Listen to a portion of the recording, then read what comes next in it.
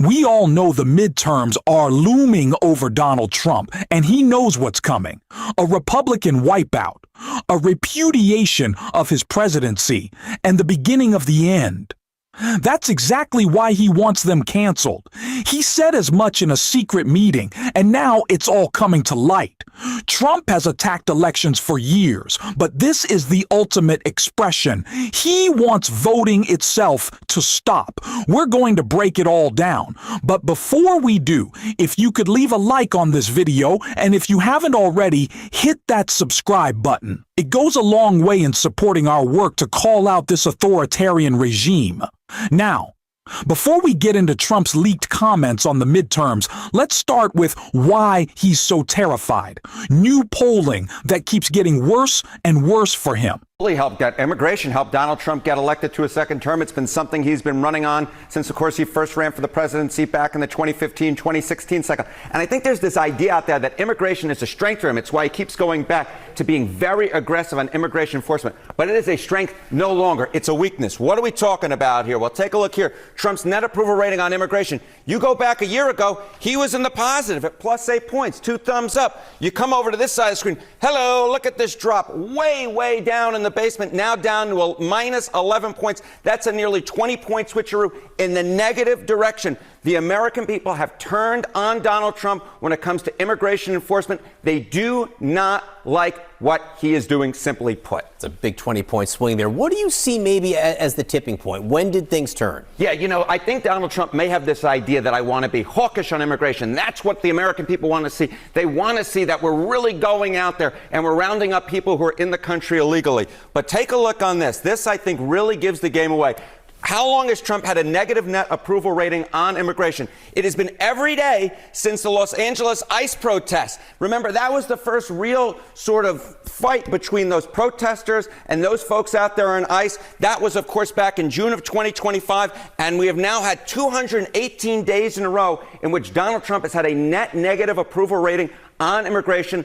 Again, the American people do not like the way that Donald Trump is enforcing the immigration laws in this country and these quarrels between ICE and these ICE protesters. Yeah, it may have been the day, this may have been the moment when the methods came into focus so much, which seems to be what is turning people. Look, how is ICE doing as an institution in the polls? Yeah, ICE as an institution is failing in the polls, and it is dragging Donald Trump down with them. What are we talking about here? Well, take a look here. ICE's net approval rating. In Trump's first term, he was at ICE was at 0 points. Not too hot to trot, but not too bad either. It was higher than Donald Trump's overall approval rating. But now, look at this. -17 points. -17 points, the net approval rating of ICE. Among independents, it's even lower than that. 31 points underwater. ICE is dragging Trump down, and Trump's immigration approval rating down with him. Okay, and these are big. How could you look at numbers like those and not expect this from a man who openly said he wanted to be a dictator on day one, who claims fraud every time he loses, who blames chipped votes, the Democrats, or the deep state? How would anyone think Donald Trump would react calmly to those numbers? These polling figures are historically bad. At the beginning of his term, Trump acted like he was untouchable. And too many people actually played into that fantasy. Remember all the Democrats who voted to confirm his cabinet nominees? Remember those who supported the so-called Lincoln Riley Act, like Angie Craig in Minnesota? You should absolutely support a real Democrat, a real progressive in that race. But the point stands. Trump has cratered in the polls. I don't even think he believed he could get this low. It is genuinely historic, and he knows exactly what's coming next. He said it right here. But you got to win the midterms, because if we don't win the midterms, it's just going to be, they'll find a reason to impeach me. I'll get impeached. We don't impeach them. You know why? Because they're meaner than we are. We should have impeached Joe Biden for 100 different things. They are mean and smart. But fortunately for you, they have horrible policy. They can be smart as can be. But when they want open borders, when they want, as I said, men and women's sports, when they want transgender for everyone. A wipeout in the midterms and then an impeachment. That is what Donald Trump knows is coming, and he's already seeing it right now. Republicans in the House of Representatives, Don Bacon is talking about a Republican-led impeachment if Trump invades Greenland. So the effort to expand his authoritarian project through military force might actually come back to bite him. Hopefully, it does. I don't know why it took invading a sovereign nation for Republicans to wake up to the fascist regime, but here we are. And Donald Trump knows here we are.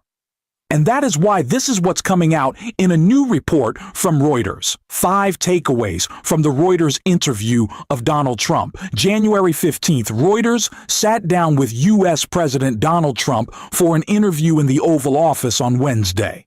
Here are some takeaways from the 30 Minutes exchange. Trump repeatedly dismissed concerns by the public, business leaders, and even his fellow Republicans on issues ranging from the future of Greenland and the criminal investigation into Fed Chair Jerome Powell to the state of the economy.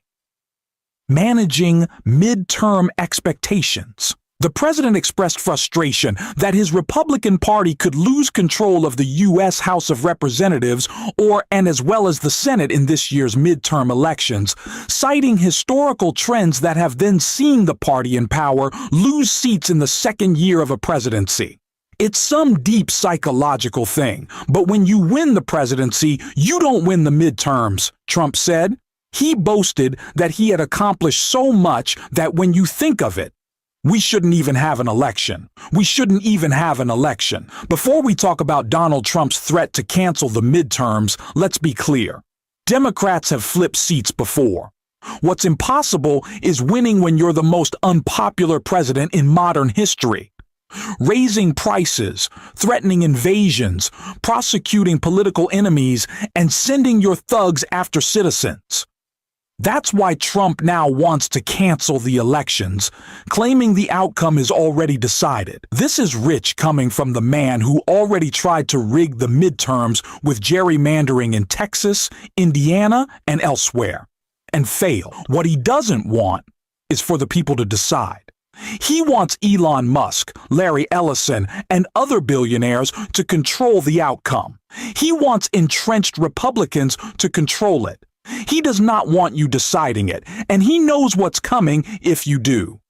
Impeachments, investigations, the release of Epstein files, and efforts to block him from running again. Trump's biggest fear is losing control of Congress. If Mike Johnson isn't Speaker after 2028, Trump has no leverage. Maybe he thinks he can just send the military into the streets. Fine. Then Democrats need to defund ICE and take away the thugs' power.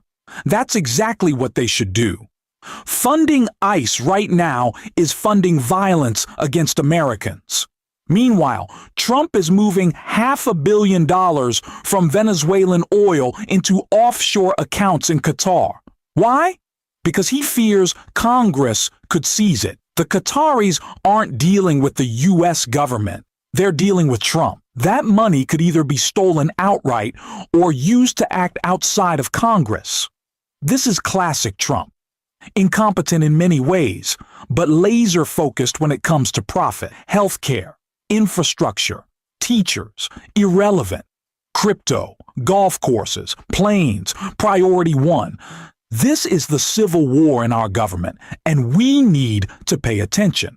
Trump's offshore grift is real, and it's either stealing from you or preparing for emergency moves. I'll keep calling it out every day. Hit subscribe, leave a like, and if you made it this far, drop a blue heart in the comments, and until next time, I will see you soon.